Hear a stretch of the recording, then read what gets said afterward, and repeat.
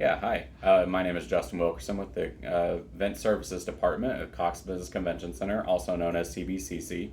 Um, as you may know, June is National Safety Month, so we thought it would be a great idea to share with you how we keep our events safe, as well as our guests and clients. So with me, I have Spencer Rich, and we're going to talk a little bit about how we keep your events safe. There's so many different things that we have to be aware of and in tune with to keep our guests and our employees safe in our venue. One of the things I do is coordinate a lot of training for our staff. Everything from where we're bringing in local law enforcement, first responders, Homeland Security, even the FBI to help us, become more aware of what situations we could be facing and how the best way to respond to those are.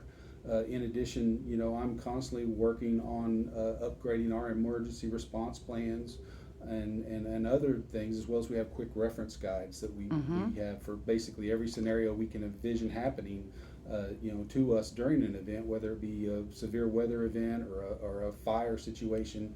We've made it as easy as possible for our employees to have access to the information so they know exactly what to do in the event of a situation is like that. Yes, so everyone, Spencer has helped us organize trained crowd management. We've done active first shooter responses. And he also helps us annually because so many of the staff is registered for CPR and first aid.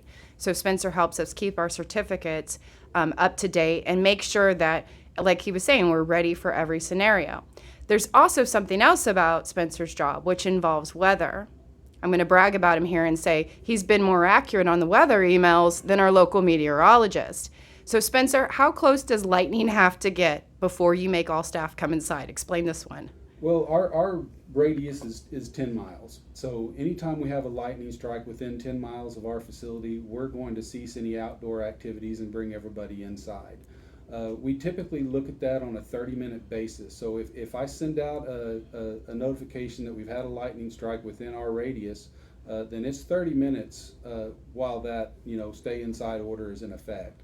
And then if we have no more lightning, then we can send out the all clear. But oftentimes we continue to have more strikes of lightning in that area, so that can last a while sometimes. So it's truly every safety measure, whether it's inside, whether it's with the crowd, the individual guest's health, and also weather, because we're here in Oklahoma and weather can change quite often. One thing that's great is we have a partner called Weather Ops, and so whenever we're having a severe weather event in our area, we have a dedicated meteorologist that I'm in constant contact with that gives me basically immediate alerts. So if we're in a situation where we need to pause an event and start our shelter in place procedures, we're going to know that faster than we would get that information watching a news program, because I've got a meteorologist in my ear saying, okay, this is here, it's within so much distance of your facility, seek shelter now. Okay, so it's outside weather, it's inside, it's the individual guest safety. So Justin, when it comes to different events, how do we handle that? Because not all our events are the same here, and we host such a wide variety of events.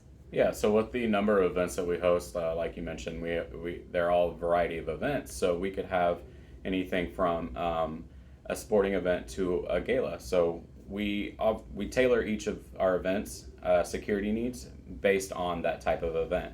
So if it's a open to the public sporting event, then obviously we'll have a few roaming security officers here that we staff in-house 24/7. And then based on from there, we have security such as dock marshals and occasionally police officers as they are required. And we always have health professionals on standby as well, too. Correct. Yes, we always have some health professionals, and then we also are have a great relationship with local emergency medical services. So anytime there's a medical issue that arises, we are always in contact with them. So there's basically inside and out, even before the event begins, we're doing things to ensure that our guest safety is our number one priority. And that's, I think, such an important message on National Safety Month. And I wanted to gather here because most people that come to attend an event, they don't think about any of this. Most people probably don't know that we have someone like Spencer who's a dedicated safety manager and that we're even watching the weather for you. Right. I can't believe you gave away your source, though, Spencer. I gave you all the credit for the great weather. Okay. So last month we talked about how everything we do from the beginning of an event to the end to watch about health safety, especially during COVID-19 times. And there's many things we do there, but we wanted to continue this conversation this month because we have staff that are dedicated to guest safety all along the way. And we wanted to let you all know that your safety really is our priority here. So is there anything else we're not thinking of? Yeah, I think one of the biggest things that we haven't touched on is, or you did a little bit, is talking about our trained crowd manager program and how all of our staff is trained in trained crowd manager and management rather, and also, as you said, CPR and AED certified too as well. So Yes. Yes. So if you're ever at an event in our building, just look for someone on staff, and no matter who they are on staff, that they can help you. So if there's ever a crisis, and we do have that oftentimes, or we have a guest who just has a medical condition in general, and that's another part of the safety thing too. So if there is a medical or emergency, we're there on hand. Right. Yes. Yep. Yes. Okay. And then Spencer, I think you did a great job pointing out whether it's a tornado, a fire. I mean, whatever comes our way, we've got a plan, and we have all these great reference sheets that break down how to handle each situation.